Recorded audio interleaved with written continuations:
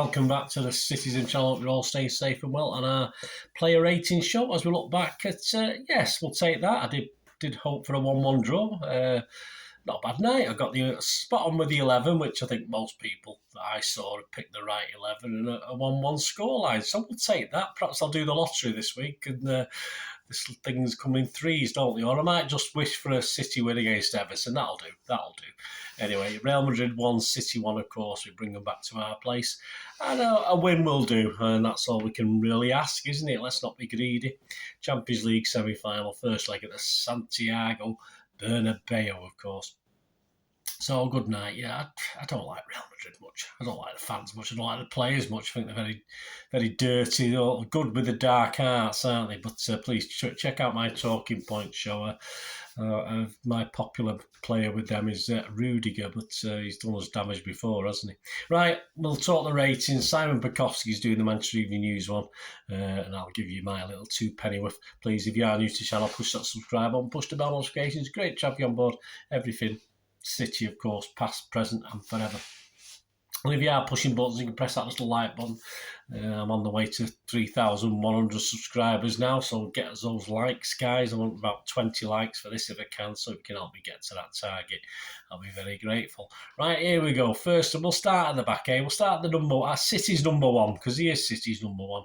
Edison. Simon said it felt like Edison could have maybe done better with the goal. Really? No, I'm not having that. I don't think so. Not many goalkeepers are saving that, mate. I don't think so.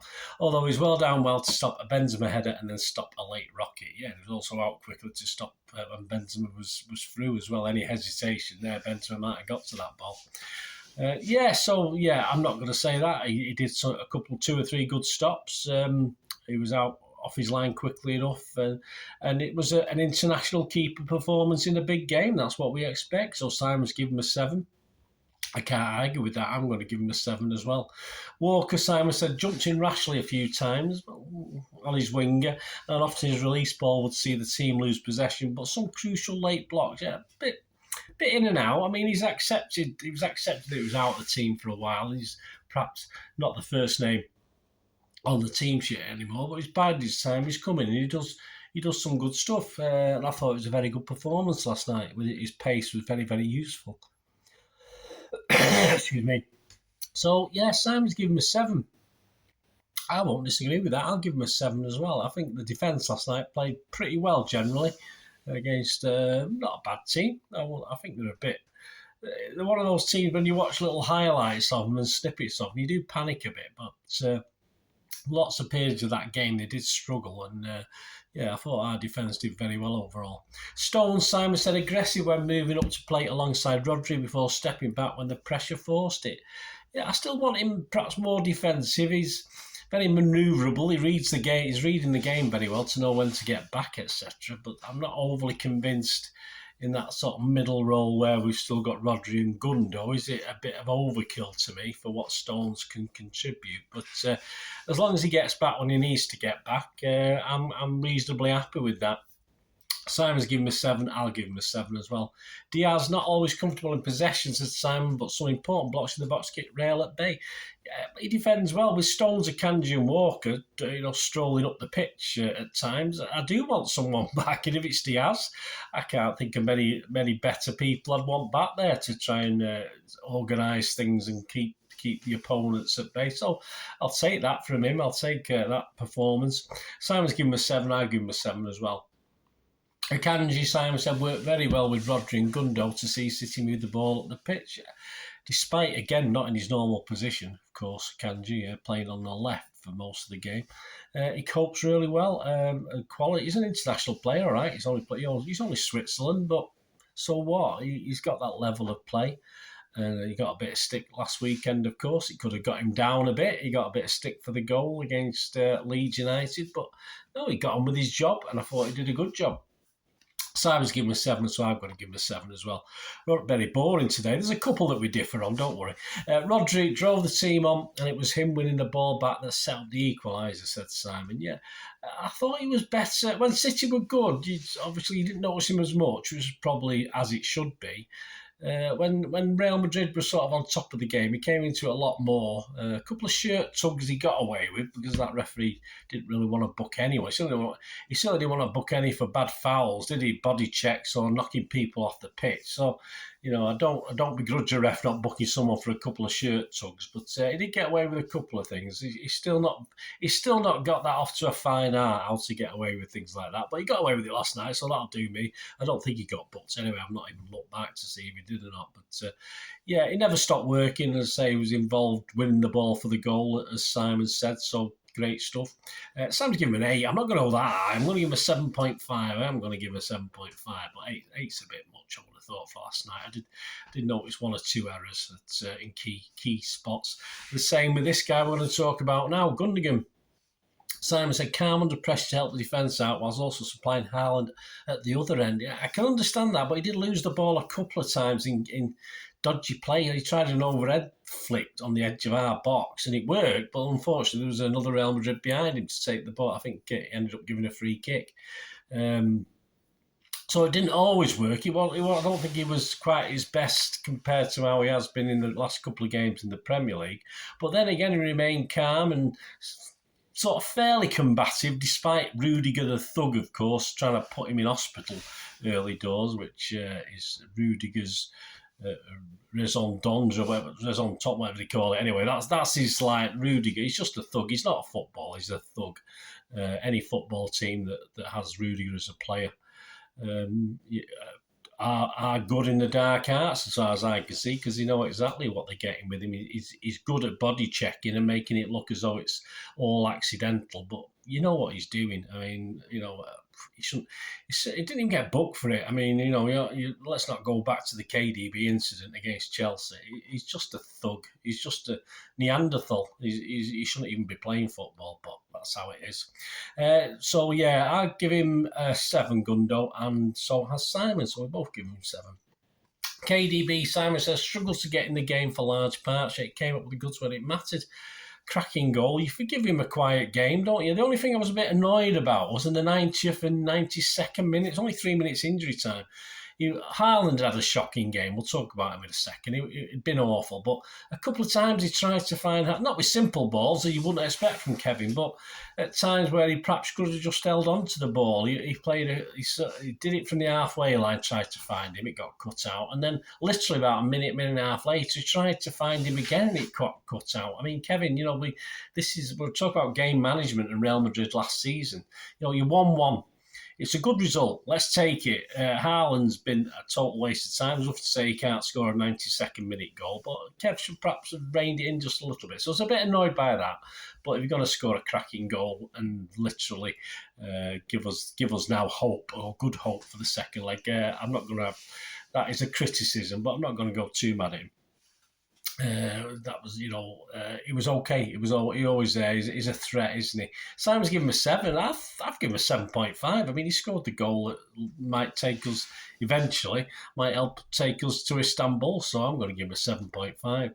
Bernardo, Simon said, gave Camavinga problems and kept him alert all night, although was skinned for the goal. Yeah, I thought Bernardo was quiet, actually. Not his best tonight. Whether he's...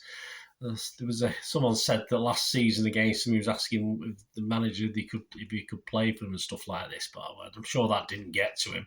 But he just didn't look at his best. He was always a nuisance, always available. Not quite his best tonight, Bernardo. I don't know really what to make of it. I mean, Simon's only given him a 6. Perhaps he's getting to that stage now where you might be thinking about going. Some people think he might stay again now, but it's getting to that part of the season, isn't it? But I wanted a bit more from him last night. Simon's given him a 6. I've just given him a 6 as well. Grealish did well to keep his temper, said Simon, in the battle with Carvajal, and reliably kept the ball when needed. Yeah, again, I wanted more from Grealish last night. I think he did. He started to lose his cool. He did all right. There might have been nothing in him flashing out to that guy when he'd been hammered into the advertising boards. There might have been nothing in it, but just don't raise your hands. Just don't do it. He does lose his cool. I mean, you never know with these refs. As I say, that ref is absolutely useless. It takes, but he sent Gomez off all right for probably the right thing when he sent Gomez off against Copenhagen. But You don't know, so you can't take them chances. So I was a bit upset about that. He did okay, but I'm not as enamoured as perhaps Simon was. I mean, he's given us 7. I'm going to give him a 6.5. I just wanted him to be a bit more creative in front of goal. And on to the disappointment of the night for me, Haaland.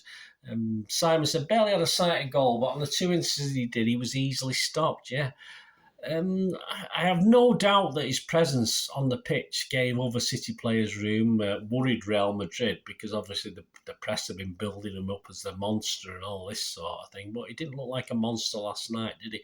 And even holding up, he struggled to hold it up at any time when we got the ball out quickly to him. KDB's wavelength wasn't working with him, so that could have been part in, part KDB. But that's now, he wasn't very good against Leeds, so that's 2 on the trot now. That he's, for me, I wasn't impressed at all tonight.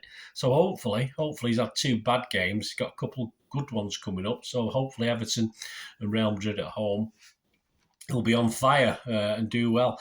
I mean, Simon's given him a 6. I can't give him a 6. I'm sorry. All right, if I was marking the team as an overall good performance, I used to do that. I used to give even the minimum as 6, but I don't do that anymore. I do it on the player, and I thought Haaland was poor, so I'm just going to give him a 5. That's my thoughts. Let me know your thoughts, guys. As I say, have I been a bit harsh with that? Just let me know what you think on Mr. Erling Haaland. I'm sure, I'm not going to have a downer on him. I just hope, of course, if you have a couple of crappy games and you've got 1 or 2 good ones coming up, haven't you? So hopefully, fingers crossed, there'll be the next couple of games.